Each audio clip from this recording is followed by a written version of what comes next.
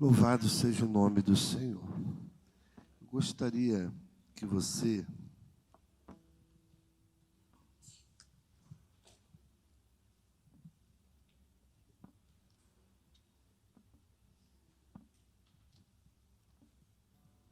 abrisse a sua Bíblia comigo, livro de Mateus,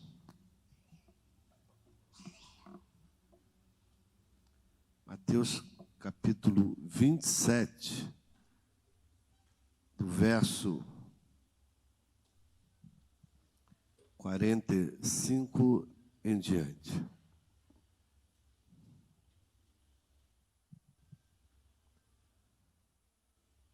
A Bíblia diz que Jesus, ele foi crucificado.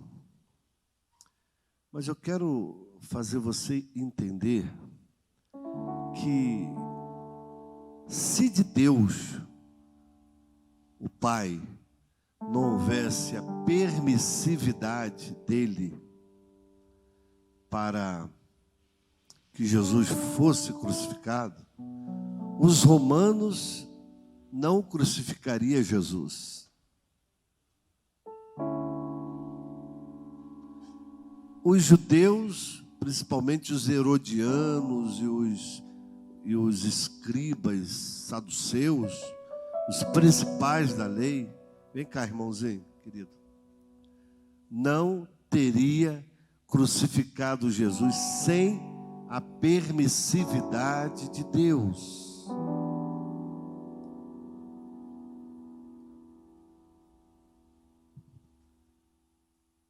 Então, tudo que aconteceu foi porque Deus permitiu.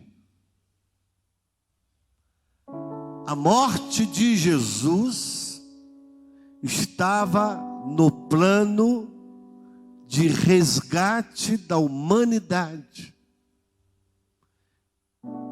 A morte de Jesus nos trouxe vida. Foi terrível, foi cruento, foi massacrante, foi doloroso, mas foi voluntário. Jesus se voluntariou para padecer por nós. E ao padecer por nós, ele vence a morte e ele vence o pecado. Se você quer vencer o pecado, você tem que se achegar a Jesus. O pecado é morte, o pecado é condenação, o pecado afasta o homem de Deus. Mas a morte de Jesus, sua crucificação, o poder que há no seu sangue, nos traz vida. Então a crucificação de Jesus, ela está descrita aqui no capítulo 27 de Mateus, a partir do verso 32. Mas no verso de número 45 diz assim: desde a hora sexta houve trevas sobre a terra, até a hora nona. E perto da hora nona exclamou Jesus em alta voz, dizendo: Eli, Eli, lama sabactani, ou lema sabactani, isto é, Deus meu, por que me desamparaste? Por que Jesus diz, Deus meu, por que me desamparaste? Porque na hora que o Senhor Jesus está entregando o seu espírito à morte, ao passamento dessa vida, ele está recebendo os pecados de todos nós. Os seus pecados estavam lá na cruz. Diga comigo, os meus pecados, Jesus recebeu na cruz. Pecado, ó, uma série de pecados que nós cometemos, que a humanidade comete. Assassinato, adultério, morte, sequestro, violência, roubo, mentiras, todo tipo de crueldade do ser humano, de uma vida pecaminosa, prostituição, lascívia, e vai por aí fora. Imagina Jesus recebendo isso em si, na hora da sua morte, para nos remir e nos dar perdão, e nos dar salvação. Então o Espírito Santo, que é o Espírito de Deus, olha, preste atenção, não podia ficar naquele momento da morte ali, recebendo os pecados da humanidade. Uma coisa eu e você precisamos entender: o Espírito Santo não recebeu os pecados da humanidade. Mexeu aí no meu som? Abre meu retorno aqui, por favor. Acho que caiu. Só aumentar o meu retorno um pouquinho. Alô? O Espírito Santo não recebeu os pecados da humanidade, mas Jesus recebeu. Jesus tinha o Espírito Santo. Jesus andou com o Espírito Santo nele. Ele era o representante da Trindade em carne, mas ele tinha o Espírito do Pai nele. Sim ou não? Mas na hora da cruz, ele teve que se separar do Pai. É essa separação que é maldosa. Maldosa da nossa parte. Porque Jesus não precisaria morrer pelos pecados da humanidade se o pecado não tivesse entrado no mundo, se nós não tivéssemos praticado o pecado. Mas isso para Jesus foi mal, se separar do Pai. Eu e você, em determinado momento da história, separamos o Pai do Filho. Imagina a tristeza. Jesus nunca andou sem o Pai. Jesus nunca fez nada sem o Pai. Jesus sempre existiu, Ele, o Pai e o Espírito Santo, desde a fundação do mundo. Mas agora Ele se propõe voluntariamente passar por uma experiência de ficar sem o Pai por algum momento, que foi na cruz, que foi a morte. Aí Ele grita, Ele grita como homem, Lama sabachthani, que significa, traduzido, Deus meu, por que me desamparaste? Não é porque Jesus não sabia o que estava acontecendo. Jesus sabia. Mas o homem, mesmo você sabendo algumas coisas, você fala. A gente às vezes reclama de coisas que a gente sabe o porquê, mas reclama, mas fala. Mas é tipo um desabafo. É ou não é verdade? Quem aqui já desabafou falando alguma coisa que você sabia até o que estava falando, mas você queria jogar para fora, apenas se aliviar? Jesus diz: Pai, Deus meu, por que me desamparaste? Por que eu estou sozinho agora aqui na cruz? Porque o Pai não podia receber os nossos pecados. O Espírito de Deus não podia receber os nossos pecados, mas Jesus se ofereceu para receber. Por isso que Ele é vencedor. Na cruz, Ele é um cordeiro que em sacrifício se entrega, mas Ele vai voltar como leão. Ele vai voltar porque a cruz está vazia, mas o trono não está. Diga isso: a cruz está vazia, mas o trono dos céus não está, porque agora Ele está sentado no trono à direita de Deus Pai. Aleluia! O trono está ocupado pelo Senhor Jesus, que pagou o preço por mim e por você. Isso é Páscoa. Eu não queria entrar nos detalhes muito profundos da Páscoa, senão é uma pregação longa. O nosso culto hoje está otimizado, ele está bem estreitado, devido às atividades que vão acontecer ainda hoje aqui. Mas se nós fôssemos falar da Páscoa, a primeira Páscoa foi quando o povo de Deus de Israel sai do Egito. E naquela noite de saída, por isso a palavra Páscoa, passagem, eles passam daquele momento para outro, e eles comeram o cordeiro pascual orientado por Deus. Ervas amargas, pão sem fermento, e ali depois daquela ceia, daquela Páscoa, eles saem do Egito para a terra prometida. Deus os liberta. Páscoa é passagem. Eu e você, quando chegamos a essa época chamada de Páscoa, a gente tem que ter em mente que a nossa Páscoa, o sacrifício da nossa Páscoa, é o Cordeiro de Deus que tira o pecado do mundo. Jesus ia passando e João diz lá no capítulo 1, eis aí o Cordeiro de Deus que tira o pecado do mundo. João Batista fala isso e foi precursor de Jesus. E ao dizer isso, Jesus estava dizendo, olha, esse aí é o cumprimento profético de Deus para salvar a humanidade. Mateus no capítulo 1 diz que ele é Jesus, o seu nome será Jesus, quando ele está ali relatando que o anjo aparece a José e diz que o nome dele seria Jesus, porque ele salvaria o seu povo dos seus pecados.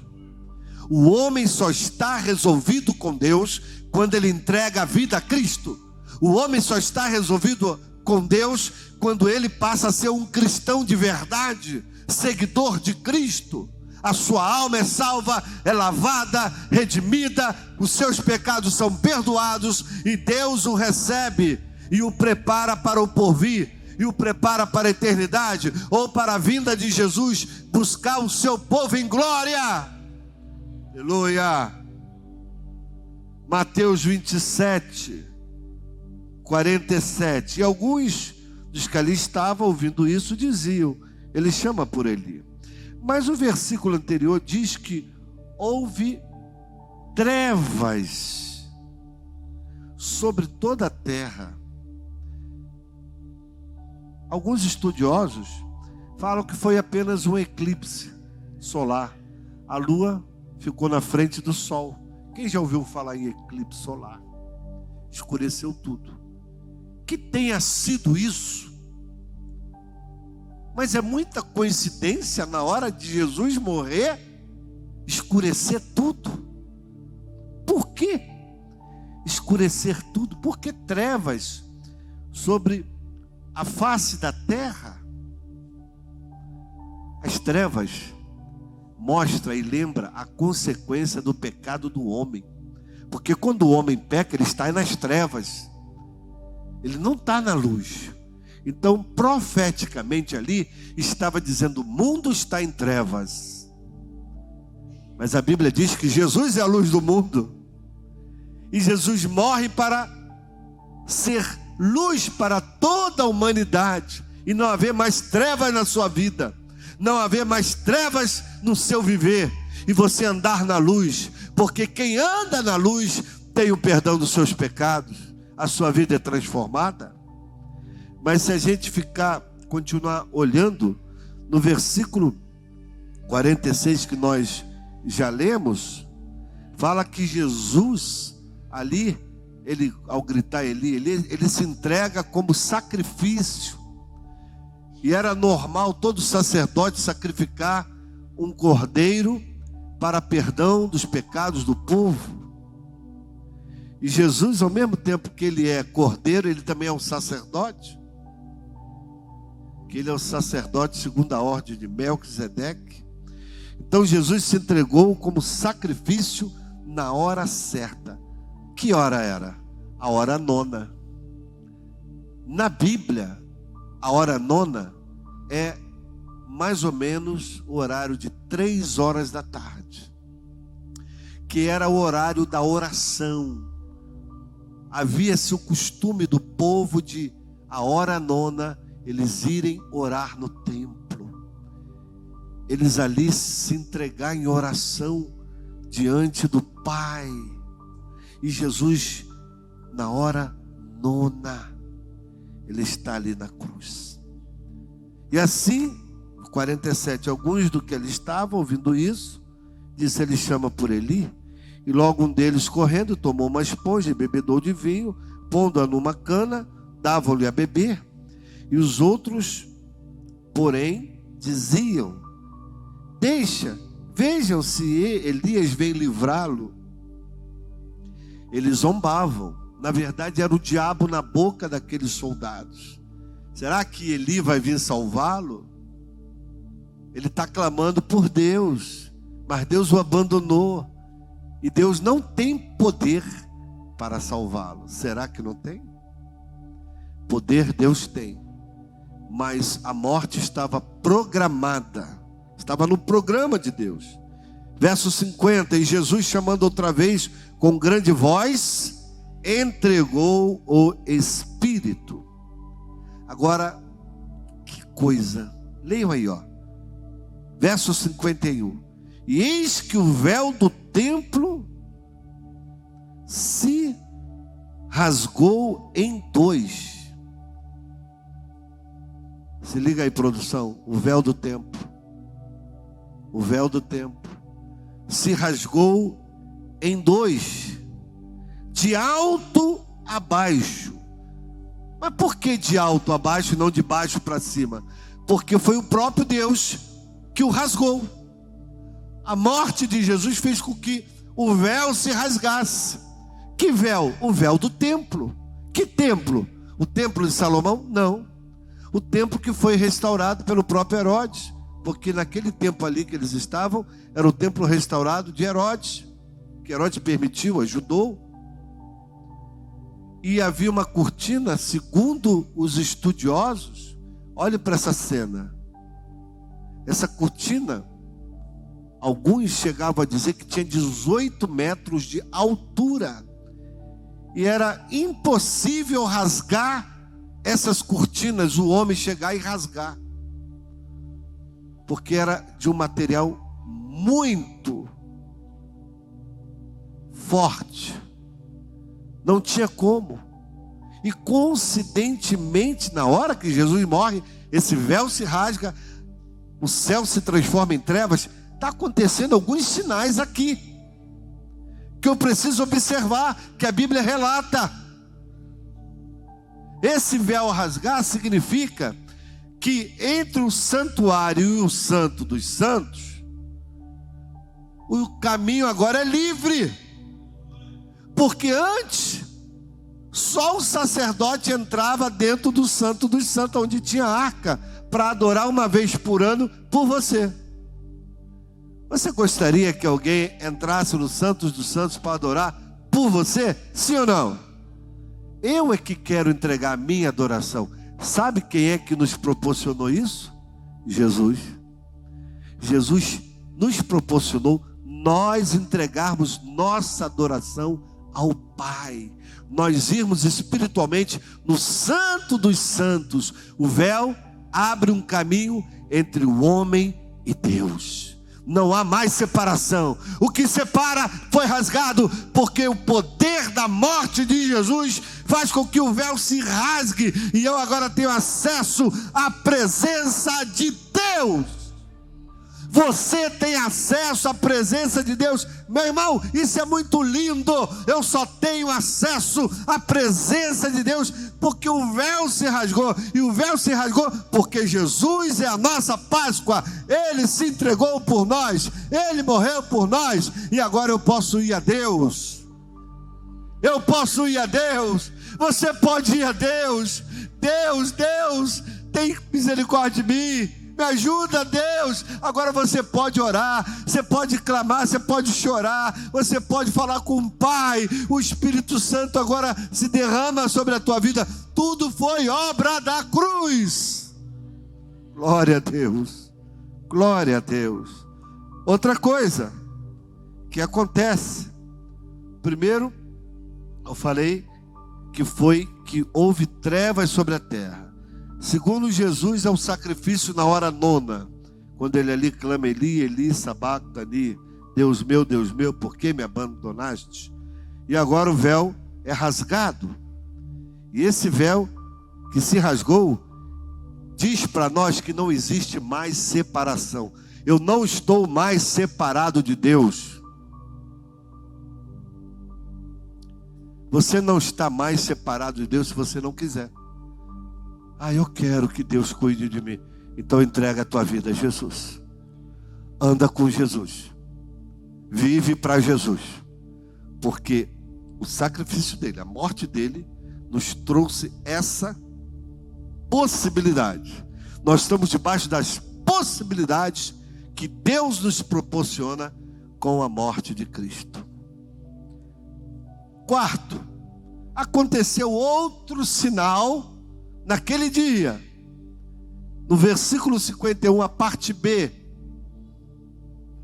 E tremeu a terra, e fenderam-se as pedras. A terra tremeu. Tem até uma música aí. A terra tremeu. Não tem um negócio assim? Não é assim não? O chão vai tremer? Então aqui já tremeu. Não vai tremer, já tremeu. Agora, por que que a terra tremeu? E o tremor acontece justamente na hora que Jesus está morrendo ali na cruz. Irmãos, é o poder de Deus se manifestando. O terremoto fala de que Deus abalou o sistema do pecado. O sistema que o diabo montou para o pecado, agora é desmontado por Deus. Por isso tem pessoas que não gostam de crente, porque o crente não vive na prática do pecado. O crente não anda em corrupção, o crente não faz negociata, o crente não mistura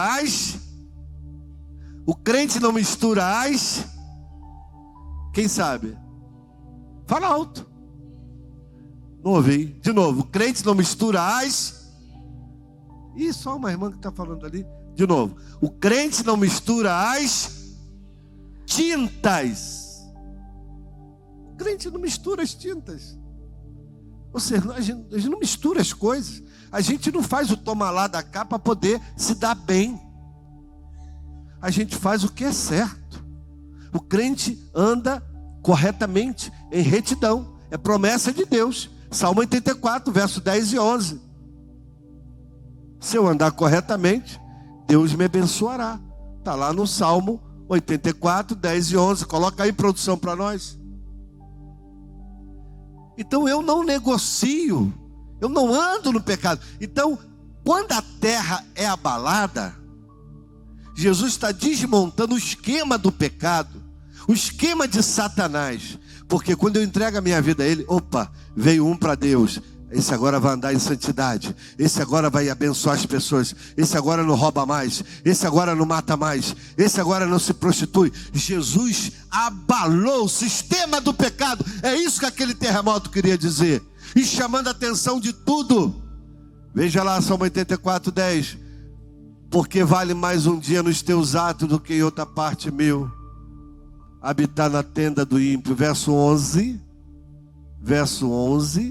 Porque o Senhor Deus é o que, irmãos? Um sol, escudo. O Senhor dará graça e glória. Não negará ou retirará bem algum aos que andam na retidão. Tem tradução que está aos que andam corretamente. Essa é a palavra-chave aí do versículo, hein? Essa é a senha de Deus. Quem está na sua Bíblia escrito corretamente? Que anda corretamente. Levanta a mão aí. Ninguém está com a Bíblia, não? Aos que andam corretamente. Eu gosto dessa tradução. Se você tiver, levante a mão. Acha aí. Salmo 84, 11. Deus não nega bem algum. Ou seja, Deus, Ele se vê em condições de abençoar você, porque você está limpo. Nada tem que seja negativo contra você. Então como é que Deus não vai abrir as portas? Como é que Deus não vai fazer dentro de um princípio bíblico de prosperidade correta? Deus vai fazer prosperar o meu caminho. Eu não estou falando de riquezas, de tesouros, de BMW, não estou falando disso não. Eu estou falando de prosperar, é de conquistas. Um casamento bem feito é uma conquista. Um casamento em Deus é uma prosperidade. Porque antes você era sozinho, agora você é dois. Prosperou. Sim ou não? Pastor Abel comemorou aniversário de casamento, quarta-feira. Revirou o zoinho com a Júlia lá na Cabo Frio. Opa, calma aí. Prosperidade. Quem não vai dizer que esse casal não está na prosperidade? Revirando o zoinho, I love you, tutu. Não é? Isso é prosperidade, irmãos. Preste atenção. Volte para cá. A terra tremeu. Abalou o sistema do pecado. Profeticamente é isso. E fenderam-se as pedras. Eu lembro que Moisés foi lá e bateu na rocha, gritou com a rocha. Era para gritar, ele bateu. E a pedra se fendeu, as rochas se romperam. E os sepulcros se abriram. Irmão, sabe o que aconteceu aqui? O prenúncio da ressurreição de Jesus. Por quê? Mortos ressuscitaram. Jesus ia ressuscitar. E que a morte dele diz? Eu sou a ressurreição da vida. Aquele que crê em mim, ainda que esteja morto, viverá.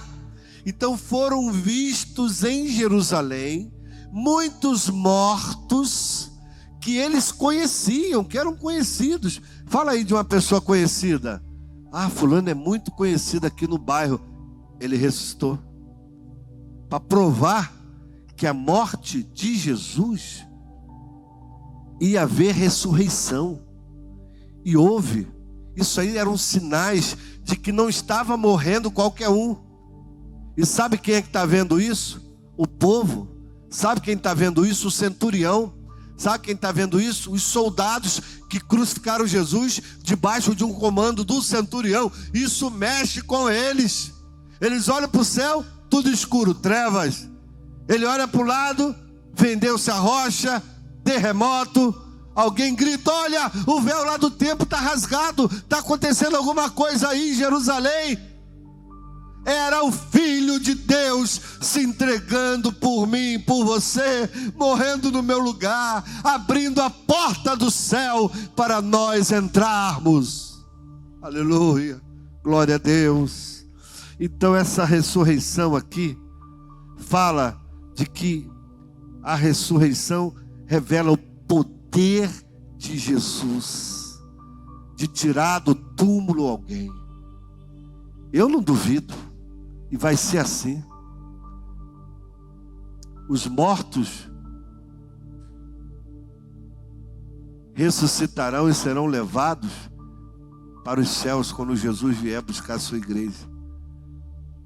A Bíblia fala sobre isso, que nós não vamos subir antes que os mortos sejam ressuscitados, os mortos em Jesus, e recebam um corpo glorioso, e vá primeiro, e depois nós vamos. Há uma sequência. Então eu quero te dar uma boa notícia. Quem morrer primeiro aqui, vai primeiro que os que forem arrebatados vivos. Você quer ser o primeiro? Basta morrer em Cristo, que você já está na lista dos primeiros. Quer ser o segundo? Fica vivo com Jesus. Aleluia, glória a Deus. 6. Um sinal importante aqui. Vamos continuar. E cobriram-se os sepulcros e muitos corpos, verso 52, dos santos que dormiam foram ressuscitados. A gente cantava uma música muito bonita. Ressuscitou, ressuscitou. Quem lembra? Ressuscitou, aleluia, venceu a morte. Venceu, e vai por aí fora, já não sei mais. E abriram-se os sepulcros, e muitos corpos dos santos que dormiam foram ressuscitados. E saindo dos sepulcros, depois da ressurreição dele, entraram na cidade santa. Qual é a cidade santa que a Bíblia fala? Jerusalém. Apareceram a muitos. Sabe por quê? Tinha que ter testemunha, tinha que ter provas, tinha que ter um sacode na cidade inteira. Jerusalém estava todo mundo agitado, trevas, o véu se rasga, terremoto, as rochas se fendem, os mortos ressuscitam, andam dentro de Jerusalém. Fulano, mas você morreu, eu fui no teu sepultamento, mas eu voltei, porque Jesus de Nazaré me ressuscitou. Imagina, irmãos, algo místico, tremendo, poderoso. Versículo 54. Mateus 27, 54. E o centurião e os que com ele guardavam a Jesus, vendo o terremoto e as coisas que haviam sucedido, tiveram grande temor. Tiveram o quê? Grande temor. E disseram: verdadeiramente, este é o Filho de Deus. Irmãos, esse homem, ele reconhece com tudo que está acontecendo à sua volta, que eles cometeram um erro. Na cabeça deles, eles cometeram um erro. Nós crucificamos o Filho de Deus. Nós matamos o Cristo. Provavelmente esse homem teve um encontro com Jesus ali. Provavelmente esse homem se ajoelha, chora, reconhece que ali está o Filho de Deus e entrega a sua vida. A conversão é importante, irmãos, nas nossas vidas, porque a conversão é o milagre da salvação. É quando você entende a mensagem da cruz. A maior mensagem que a igreja evangélica tem que pregar até Jesus voltar, repetir, martelar, é a mensagem da cruz. Ela tem muitas nuances, mas a mensagem da cruz é o centro sempre da mensagem da igreja. Jesus morreu pelos seus pecados. Entrega a tua vida a Jesus, você vai ter um encontro com Deus. A igreja nunca pode esquecer a mensagem da salvação. Uma igreja que só quer falar de outras coisas, principalmente a igreja moderna que só fala de dinheiro, de prosperidade, é uma igreja que desassociou-se da verdade das Escrituras. A prosperidade é algo que acontece naturalmente. Eu entendo a prosperidade como nós andando para a frente e não andando para trás. Ele entregou a vida dele a Jesus. Olha só o que Deus está fazendo na vida dele. Ele agora é um homem feliz, uma pessoa diferente, arrependida. Agora conseguiu um emprego, está trabalhando, casou, tem filhos. Mudou, não vai mais para o bar, ia para o bar, não bebe mais. Isso é prosperar. Porque quem anda no pecado, ele anda para trás. Quem vive na prática do pecado, anda como se fosse um caranguejo, ou de lado ou para trás. Mas quem entrega a vida a Jesus, anda para frente. Amém? Amém? E terminando aqui, algo que me chamou a atenção, ali naquele momento da crucificação de Jesus, é a sua sepultura. Versículo 57 diz que, vindo à tarde, chegou um homem rico de Arimateia, por nome José, que também era discípulo de Jesus. Jesus tinha discípulo rico e pobre? Sim ou não? Tinha. Jesus também dava oportunidade aos ricos de seguirem a ele. Este foi ter com Pilatos e pediu-lhe o corpo de Jesus. Então Pilatos mandou o corpo lhe fosse dado. E Jesus tomando o corpo envolveu, e José tomando o corpo envolveu num fino e limpo lençol, e o pôs no seu sepulcro novo, que havia aberto em rocha. E rolando uma grande pedra para a porta do sepulcro, foi-se. E estando ali Maria Madalena e outra Maria, sentaram-se defronte do sepulcro. E no dia seguinte, que é o dia depois da preparação, reuniram-se os príncipes, sacerdotes, fariseus em casa de Pilatos, dizendo: lembramo-nos de que aquele enganador vivendo disse: depois de 3 dias ressuscitarei. Isso ficou na cabeça deles, que Jesus estava dizendo que ia ressuscitar. Mas quando eu vejo aqui José de Arimateia, que vai e pede o corpo de Jesus, Nicodemos também deve ter se envolvido nisso. Eram pessoas de influência. Eu vou dizer uma coisa para vocês, irmãos. Por que Deus permitiu que justamente o pedido de José de Arimateia, o envolvimento ali de Nicodemos, fosse atendido pelos responsáveis, por Pilatos, para dar um sepulcro a Jesus? Porque todo morto na cruz não tinha direito a sepulcro. Sabia disso? Todo morto de cruz não tinha direito a sepulcro, a sepultamento. Ele tinha que ficar na cruz ali exposto, até que as rapinas, as aves dos céus viessem comer aqueles corpos. Era algo cruento, maldoso, mas Deus não permitiu. Jesus foi honrado com um sepultamento, porque Deus usou homens de influência. E eu quero dizer uma coisa para você: Deus pode sim usar pessoas de influência para abençoar você. Seja amigo de pessoas de influência, sim, porque elas podem ser usadas com a sua influência para lhe ajudar.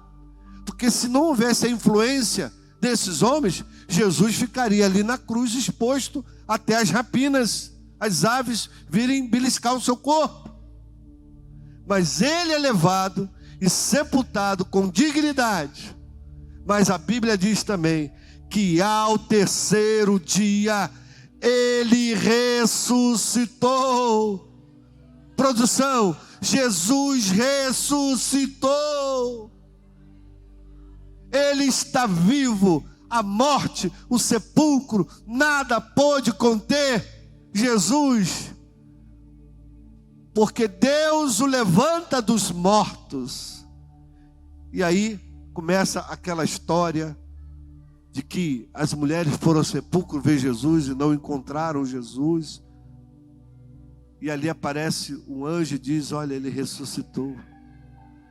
Vai e diz aos teus. E elas foram dizer: olha, o mestre ressuscitou, ele não está mais lá. Aleluia, glória a Deus. Ele vive. Ele vive. Será que a gente pode cantar essa música?